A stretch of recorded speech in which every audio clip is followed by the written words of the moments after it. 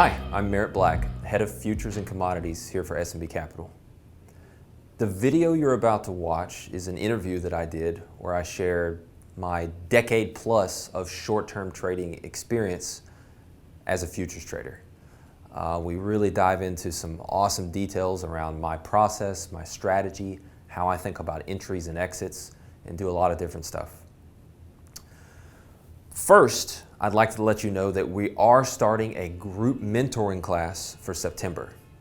I have guys telling me that they just cannot believe where they are after working with us for 6 weeks.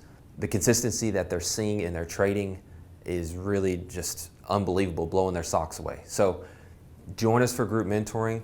If you need help developing a strategy with Edge, adding better setups to what you're doing, if you need help refining process, your routines, everything related to process, we will tear it apart, break it down, and build it up. And do you need someone to look over your shoulder at the trade decisions you're making and provide insight and feedback as to the quality of those decisions? If you'd like to join us for our group mentoring in September, click the link in the description.